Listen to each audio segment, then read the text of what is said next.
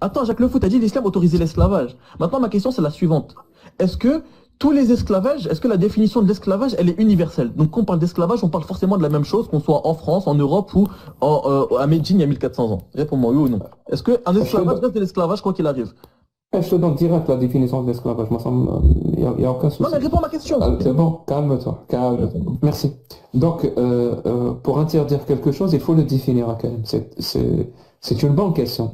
Par exemple, quand la Déclaration universelle des droits de l'homme et du citoyen interdit cette pratique, elle doit la définir. Et justement, elle la définit. Et tout le monde est d'accord sur cette définition. Et la définition est comme suit. C'est le fait qu'un être humain possède un autre être humain comme son propre bien. Comme son propre bien. Comme il posséderait une chaise, une voiture, il possède un être humain. Il peut le vendre, il peut l'acheter, il peut même le léguer, c'est-à-dire comme un héritage quand il va mourir. C'est ça la définition de, si tu veux, de l'esclavage qui est interdit depuis quelques centaines d'années, mais surtout de manière officielle et de manière claire dans cette convention que je t'ai citée, dans son article 4, où elle interdit cette pratique sous toutes ses formes. Et le commerce des esclaves, sous toutes ses formes, une interdiction catégorique, sans aucune exception. Voilà, là c'est clair. Par contre, Allah, cette pratique que je viens de te définir, Allah parle de cette pratique. Il n'en parle pas pour l'interdire, il en parle pour codifier sa pratique et pour légiférer. Comme il parle du mariage, par exemple, Allah parle du mariage, il ne parle pas du mariage pour l'interdire, il en parle pour codifier et légiférer sa pratique. Donc on comprend que le mariage dans l'islam est autorisé. Même chose, avec la même logique, on comprend que l'esclavage, avec la définition que je t'ai donnée, l'esclavage et cette pratique-là, comme le mariage, sont autorisés dans l'islam, ne sont absolument pas interdits. Ok, très bien, donc elle a fini. Donc là, il nous a cité une loi humaine. Donc la loi humaine qui a aboli l'esclavage, etc. Donc il n'y a pas de souci. Aujourd'hui, la loi humaine a interdit toute forme d'appropriation de captivité ou d'esclavage, appelez ça comme vous voulez. Et Allah, subhanahu wa ta'ala, lui, Dieu, donc, a interdit une partie de l'esclavage et en a permis une autre. Donc l'esclavage, entre autres, qui est permise, c'est lors d'une guerre. Donc les seuls que tu peux mettre en esclavage, c'est lors d'une guerre, etc. Comme Allah subhanahu wa ta'ala nous le dit dans un hadith qudsi, Allah subhanahu wa ta'ala nous dit quoi? Au jour de la résurrection, je serai l'adversaire de trois personnes. Et quiconque est mon adversaire sera vaincu. Parmi les trois personnes, il cite un homme qui a vendu une personne libre et utilisé son prix. Donc Allah déjà nous définit l'esclavage, il nous dit qu'une personne libre, tu n'as pas le droit de la rendre esclave, peu importe sa couleur, peu importe son origine, peu importe son ethnie. Par contre, il est autorisé, il n'y a pas de problème. Mais sauf que ça, Jacques Le Faux, c'était pas la question. Donc, d'accord, la loi humaine aujourd'hui, donc interdit toute forme d'esclavage. Moi, je te le dis, Allah subhanahu wa ta'ala, dans le Coran, autorise une partie qui est lors de la guerre, il n'y a pas de problème. Maintenant, ma question, Jacques Le Fou, c'est la suivante. Est-ce que, parce que toi, tu aimes beaucoup user de rhétorique et tu aimes beaucoup parler avec les sentiments et viser les sentiments des gens. Regardez, c'est pas bien, c'est les méchants musulmans, c'est pas gentil. Donc, la question, c'est la suivante, Jacques Le Fou. Pour être honnête dans le débat, est-ce que tout type d'esclavage est similaire? Ou alors plutôt, est-ce que l'esclavage d'Occident est le même que l'esclavage de l'islam, selon Kitab wa Sunnah? La réponse, c'est soit oui, soit non. Tu peux détailler si tu veux, mais au final, la réponse, c'est soit oui, c'est un esclavage, ça reste un esclavage, peu importe, donc c'est la même chose, ou soit tu me dis non, ce n'est pas pareil. L'esclavage de l'islam n'est pas le même que celui, par exemple, de la Bible ou de l'Occident, etc. Donc réponds à cette question-là, s'il te plaît, Jacques Le. Merci. Je t'ai déjà donné la définition de l'esclavage. Bien sûr que les pratiques en elles-mêmes diffèrent d'une région à une autre, diffèrent d'une période à une autre. Mais ce qui est bien avec la définition que je t'ai donnée, c'est qu'elle s'applique sur toutes ces pratiques. Vraiment, sur toutes ces pratiques. Par exemple, quand je t'ai dit que quand une personne possède un esclave, si elle meurt, elle peut le léguer comme un bien, comme un héritage. Tu vois, ça c'est une dimension très très importante pour comprendre à quel point donc c'est important dans la définition. On sait, on le sait dans l'islam, quand un musulman possède des esclaves et qu'il meurt, ces personnes-là sont léguées à ses enfants. Ça veut dire ses enfants héritent d'êtres humains. Je répète, hein, parce que les gens n'arrivent pas à comprendre. Hein. Dans l'islam, donc Allah, ce que Allah a légiféré, et les gens osent te dire que c'est une parole divine. Alors que bien sûr que c'est pas une parole divine, c'est une parole humaine. Elle en a tous les torts. Elle en a tous les torts. Donc Allah te dit, quand une personne meurt et qu'elle possède des esclaves, ces personnes-là sont léguées à ses enfants. C'est-à-dire ces enfants vont hériter d'êtres humains. Et tu veux nous faire croire, ou vous voulez nous faire croire que cette parole-là, non seulement elle est divine et que c'est la vérité absolue, mais que cette parole-là, elle est vraie en tout temps et en tout lieu. T'es Mais tu sérieux? sais que les plus grands patriotes français, ils ont commis l'esclavage. On en est encore là, on en est encore là en 2023 à dire qu'une parole qui te dit tu peux avoir des captifs de guerre, par exemple des hommes ou des femmes, surtout des femmes, et coucher avec elles, et si tu meurs, tu vas léguer ces êtres humains-là, tes enfants, pour qu'ils les possèdent. Tu veux dire que cette parole-là, elle est valable en 2023. Moi, je te dis, hein, les seules personnes qui affirment ce genre de truc, que cette parole-là est valable en 2023, c'est que ce que Voltaire disait. Ceux qui vous font croire des absurdités vont vous faire dire et commettre des atrocités. Parce que oui, dire que l'esclavage est normal en 2023, c'est une atrocité. Je ne suis pas en train de faire appel aux émotions comme tu es en train de le dire. Pas du tout. Je suis en train de faire appel à l'humanisme et à l'empathie. C'est tout. Malheureusement, les religions, et ça diffère d'une religion à une autre, hein. Toutes les religions ne se valent pas. Mais il y a une religion en 2023 qui est la plus dangereuse actuellement. Celle qui t'enlève, si tu la prends comme telle, hein, l'islam sunnite, si tu la prends comme telle, comme vérité absolue, elle va t'enlever tout humanisme. Au point où tu ne te rends même pas compte de ce que tu dis et de ce que tu affirmes.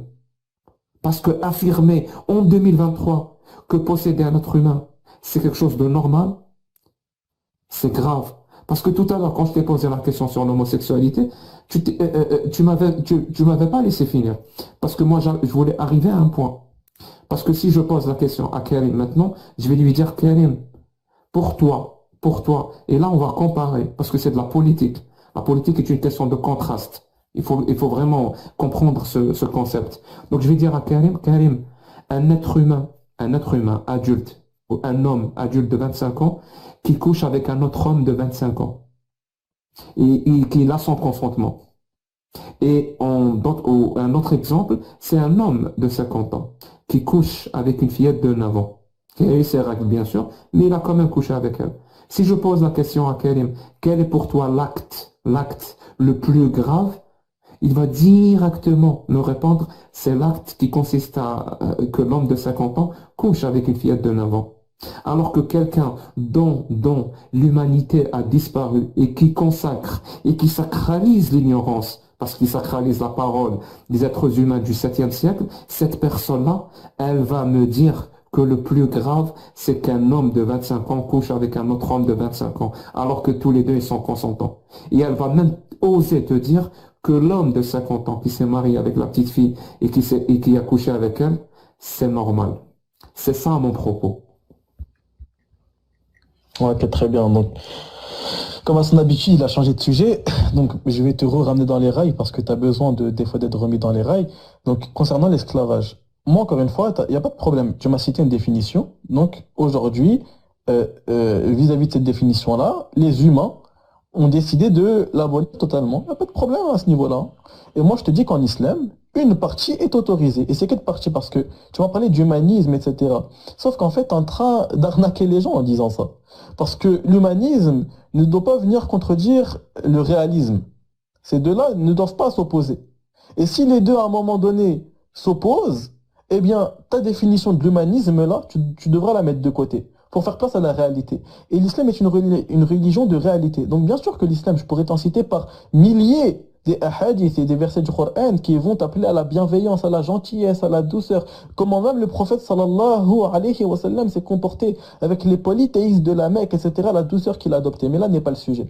Donc concernant l'esclavage, faut bien comprendre une chose, parce que malheureusement quand tu dis esclave, les gens, tu sais, et ça Jacques Le Fou il le sait très bien, il est loin d'être débile Jacques Le Fou, hein. Donc voilà, on va pas non plus renier toute chose, toute qualité entre guillemets d'une personne.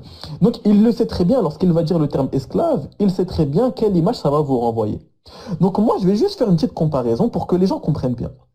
Et je pense qu'à la fin de cette comparaison-là, beaucoup d'entre vous vont dire, mais en fait, En islam, l'esclavage comme nous on l'entendait, ça n'existe même pas en islam. Donc par exemple, on sait que dans le christianisme, à l'époque, les maîtres avaient le droit de tuer leurs esclaves. On voit dans Exode, donc ça, le christianisme, c'est ce qui a dirigé l'ère de l'esclavage en Occident, etc., en Afrique, etc. Dans Exode 21-20 et dans Exode 21-21, on te dit quoi? On te dit que si un maître frappe son esclave de sa main, alors le maître sera puni. Cependant, si l'esclave survit un jour ou deux, donc s'il meurt au bout d'un jour ou deux, ou juste s'il est blessé, alors le maître n'aura rien car c'est sa propriété ou c'est son argent. Ça, c'est dans le christianisme, par exemple, qui a dirigé votre vision que vous avez de l'esclavage. En islam, maintenant, qu'est-ce qu'on dit concernant le fait de frapper son esclave? Il est rapporté dans Muslim, hadith 1657. Le prophète sallallahu alayhi wa sallam nous dit, dans le sens de la parole, quiconque gifle ou frappe son esclave doit l'affranchir pour expier son acte. Expier, ce qui veut dire que cela est haram, est un péché. Du coup, pour expier son péché, eh bien, tu devras l'affranchir, le libérer. D'accord? Ensuite, qu'est-ce qu'on nous dit? Pire que ça, c'est pas Donne-moi le hadith tout de suite là. Muslim 1657. Ah, ça t'étonne ça, Karim, hein? Tu ne connaissais pas ce hadith. Muslim 1657. Voilà, vous connaissez mal l'islam, c'est ça le problème. Ensuite, dans Bukhari 6858. Ça va même Attends, plus loin. Muslim, attends. 1, Muslim, 6, 5, 7. Karim. 1, 6, 5, 7. Affiche-le nous, Inch'Allah. Donc regarde, je vais continuer. Même Jacques Le Fou, il a dit Karim, arrête. En fait, Jacques Le Fou, il ne veut pas que la vérité soit montrée aux gens. Ensuite, dans Bukhari 6858. Ça va plus loin que juste frapper son esclave. Qu'est-ce que le prophète sallallahu alayhi wa sallam nous dit? C'est rapporté par Abu Huraira radiallahu anhu. Quiconque, écoutez bien, subhanallah, la bienveillance, quiconque accuse injustement son esclave d'adultère sera, juste accusé, hein, injustement, son esclave d'adultère sera flagellé au jour de la résurrection, à moins qu'il ne dise la vérité. Regardez comment le prophète a demandé justice à ce niveau-là. Pire que ça. Et c'est là où vous allez me dire si c'est à l'époque, aujourd'hui avec notre définition actuelle que la plupart d'entre vous avez dans votre tête de l'esclavage, est-ce que ce que je vais vous dire est de l'esclavage ou est-ce que c'est limite juste un salarié? Dans Bukhari, wa alaykoum assalam wa rahmatullah, dans Bukhari 6050, qu'est-ce que le prophète sallallahu alayhi wa sallam dit? Ils, donc les esclaves, sont vos frères qu'Allah a placés entre vos mains. Je répète, ils, les esclaves, sont vos frères qu'Allah a placés entre vos mains. Quand Allah place entre les mains de l'un d'entre vous son frère, qu'il le nourrisse de sa propre nourriture et l'habille comme il le fait pour soi-même et ne lui impose pas un labeur qui dépasse ses forces. Si toutefois il le faisait, donc si le maître impose à un esclave une charge qui dépasse ses forces, eh bien si toutefois il le faisait, qu'il l'aide. Wallahi que ça, même dans certaines sociétés aujourd'hui, tu travailles occidental dans la construction, dans le BTP, ça il n'y a même pas ça. Des fois le patron, il te donne une charge qui est compliquée, il t'aide pas. Le prophète dit que cet esclave, tu dois l'aider si c'est trop dur. Le hadith, Bukhari 6050, où le prophète te dit que ton esclave c'est ton frère, que tu dois bien l'entretenir, tu dois le nourrir comme toi-même tu te nourris, voire encore mieux. Tu dois l'habiller comme toi-même tu t'habilles. Et tu ne dois pas lui donner une labeur trop forte pour lui. Voilà qu'est-ce que c'est. Maintenant, ceux qui vont me dire oui mais dominer un être humain, posséder ou bien léguer comme héritage comme il nous a dit, c'est pas bien, c'est mauvais. Mais l'islam, Jacques Le Fou, n'a-t-il pas limité cet esclavage-là? Et là encore, délaisse ta rhétorique d'humanisme et d'humanité, ce que tu veux. On parle de réalité. L'islam ne te dit-il pas que le seul esclavage entre guillemets qui est possible, c'est lorsque un peuple te fait la guerre. Là, je te parle pour rendre une personne libre esclave. Hein. Une personne libre esclave. Eh bien, la seule et unique condition, c'est qu'il te fasse la guerre et que ceux qui ne sont pas morts lors de la guerre, eh bien, tu les prennes comme captifs.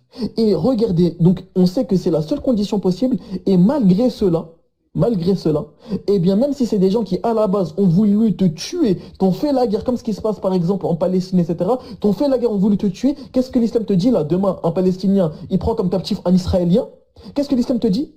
Malgré le fait qu'il a voulu te tuer, il était injuste, il était méchant, tu dois, lui, le nourrir comme toi tu te nourris, l'habiller comme toi tu t'habilles, ne pas lui donner un labeur trop dur pour lui, etc. Voilà ce que l'islam te dit. Et je n'ai aucun problème avec cela. Maintenant, Jacques Le Fou, dis-moi si tu as un problème avec cela. Source.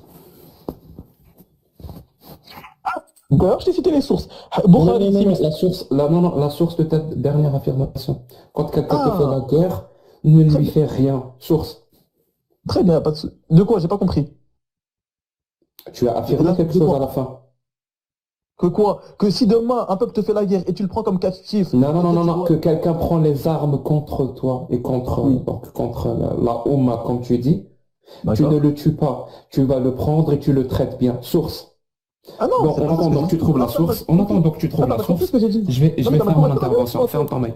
J'ai Non, j'ai pas ferme dit ton mic, ça. ferme ton Mais mic. j'ai pas dit Ferme ça. ton... Mais je n'ai pas dit ça. Ferme ton mic, je vais faire mon Regarde intervention. ce menteur. Je t'ai laissé parler. Je t'ai laissé Il va parler. vas-y, pas de souci, je t'écoute. Mais t'as menti. C'est parce que, bien sûr, tu le tues, celui qui te combat. Mais ceux que tu n'as pas tué, eh bah oui, celui qui te combat, c'est encore heureux que tu tues celui qui te combat. Ferme ton mic, t'as pas remarqué que t'as parlé pendant 10 minutes et Ouais, tu j'allais t'enfonces, t'écouter. tu Mais juste, t'enfonces, base tu pas ton t'enfonces. argumentation sur un mensonge, c'est Ferme tout. ton mic maintenant, ferme Allez, ton je mic. t'écoute. Oh, merci. Merci Caleb.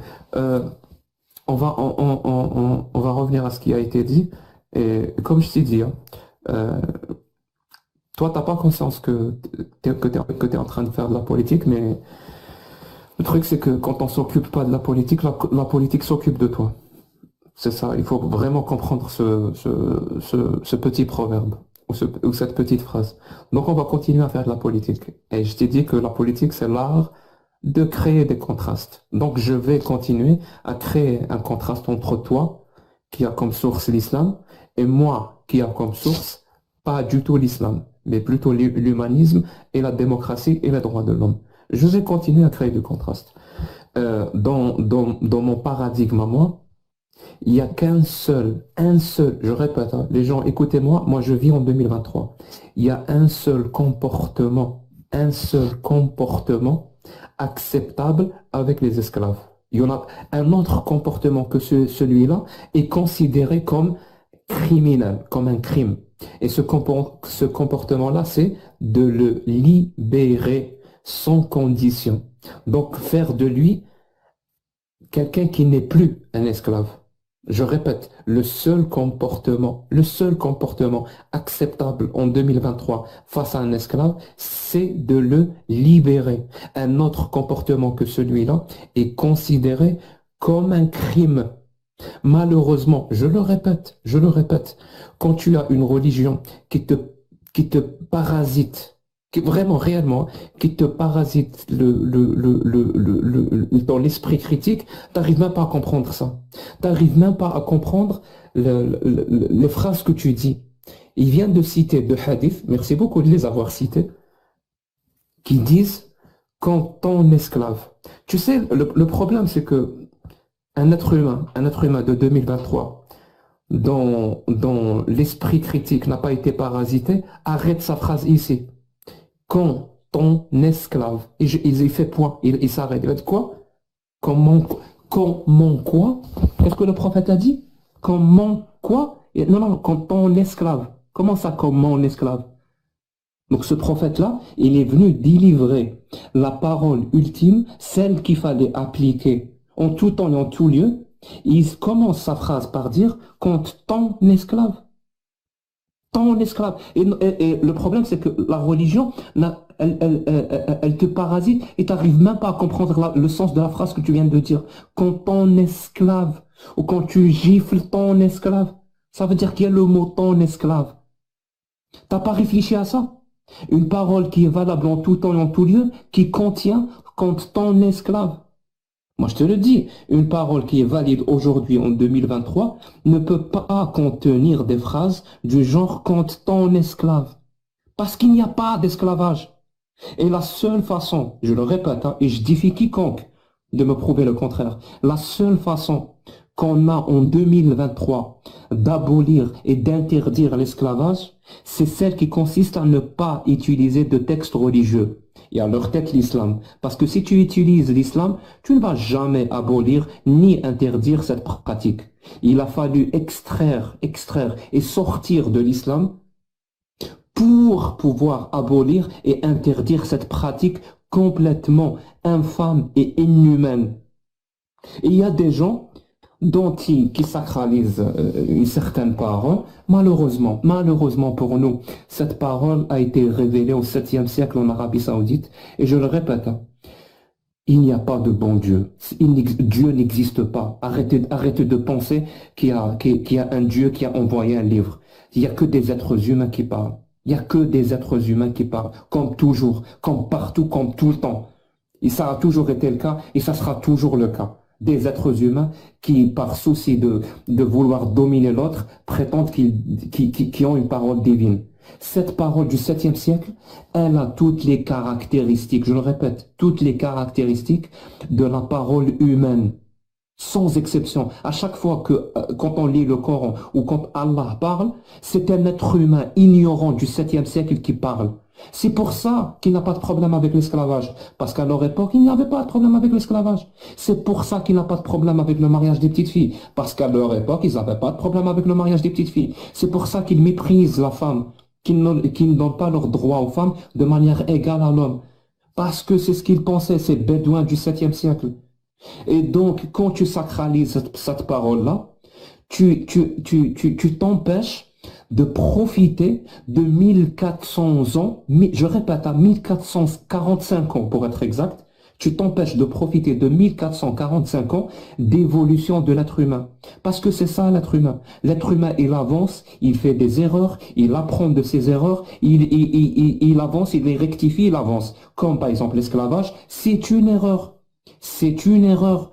Dans l'évolution de l'être humain, la pratique de l'esclavage, c'était une erreur. Et heureusement qu'on a rectifié cette erreur, nous les êtres humains. Donc on essaie d'avancer. C'est pas parfait, mais on essaie d'avancer. Donc quand tu prends et tu sacralises cette parole du 7e siècle, tu t'empêches ou tu empêches les autres de profiter de 1400 ans de connaissances nouvelles. Par exemple, des connaissances qui t'ont permis de dire que non, l'esclavage, on n'en veut pas. Sous aucune forme, l'esclavage, c'est interdit. Tu t'empêches de profiter de ça. Tu t'empêches de profiter du fait de dire non, la liberté de culte et de conscience, c'est un droit sacré pour tous les êtres humains. Ça fait partie de leur dignité. Parce qu'il y a 1400 ans, dans l'Arabie Saoudite, ils n'avaient pas ça. Ils avaient celui qui quitte sa religion, tuez-le. Donc tu t'empêches de comprendre l'humanisme, tu t'empêches de comprendre plein de choses. Donc quand tu finis ou tu sacralises cette parole-là, en vrai, tu sacralises quoi? Est-ce que tu sacralises réellement la parole divine? Il n'y a pas de bon Dieu.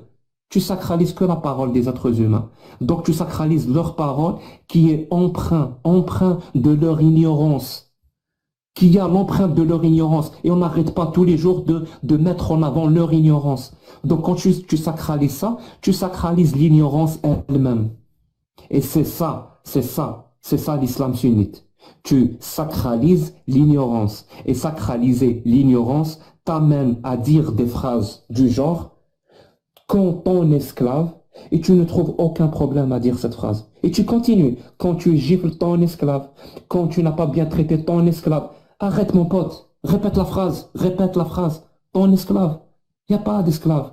On ne peut pas. D'accord, très bien. Donc, tout à l'heure, on a dit, Ajib, hein. Tout à l'heure, on a dit que la seule manière en islam d'avoir ce qu'on appellerait aujourd'hui en France un esclave, avec les mots français, eh bien, c'est seulement en cas de guerre. Et là, il nous dit, mais regarde, dans le Coran, c'est marqué qu'une croyante ou même un croyant peut être esclave.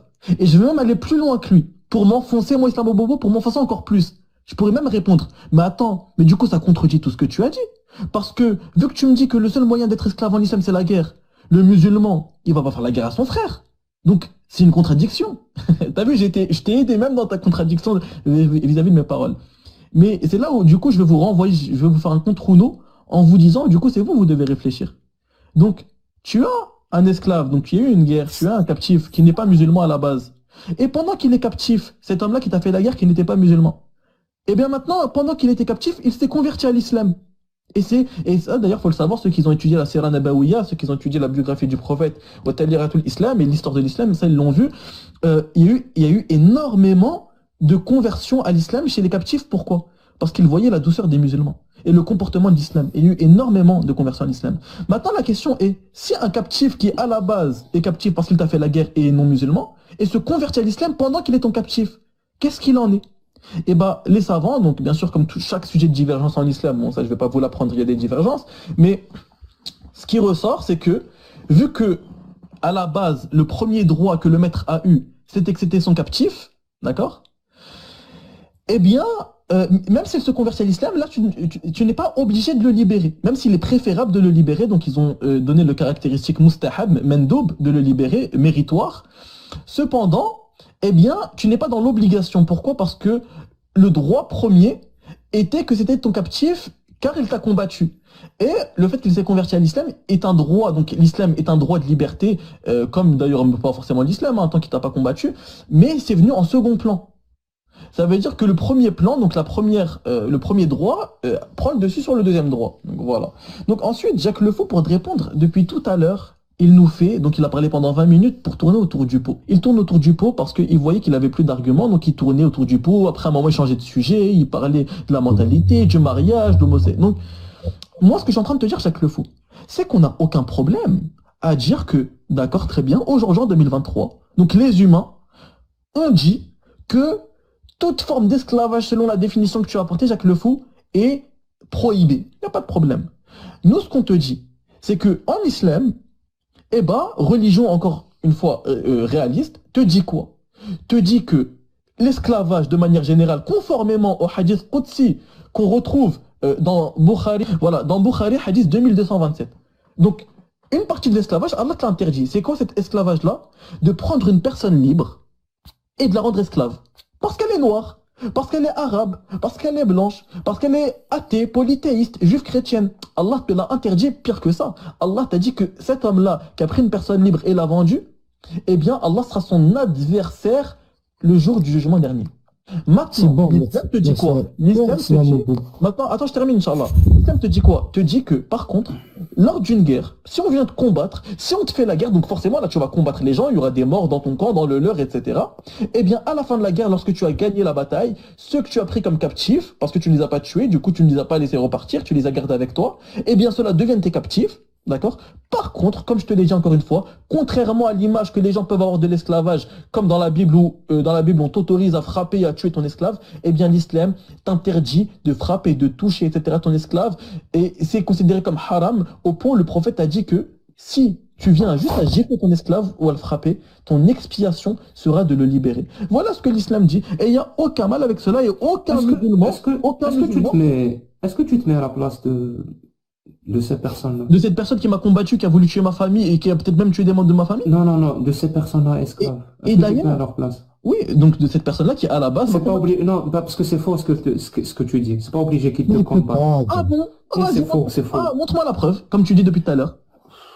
Est-ce que tu connais sur le Bon, 24? Est-ce que ces femmes-là ont combattu? Mais elles étaient du camp ennemi, donc bien sûr. Elles sont du camp ennemi. Ah, donc il suffit d'être du camp ennemi, c'est pas la peine de combattre. Bien sûr. Mais Très encore bien. une fois... Donc ces personnes-là qui n'ont pas combattu, dont le seul tort était d'être dans le camp ennemi, et qu'ils ont été faits comme esclaves.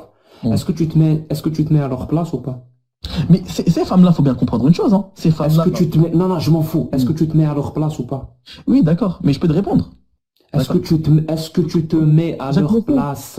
Est-ce que ces femmes-là dont tu parles là, ces croyantes dont tu me demandes d'être à leur place, est-ce que ces femmes-là, c'était celles qui étaient dans leur maison, dans leur village cadenassé, ou bien c'était celles qui venaient, comme on le sait très bien lors des batailles qui se passaient à l'époque, qui venaient avec des tambours derrière, donc qui accompagnaient les soldats sur le front? C'est faux. Une femme combattante et tuée n'est pas faite comme esclave. Non, je ne vois pas des Tu combattants. connais même pas ta religion, mais c'est pas grave.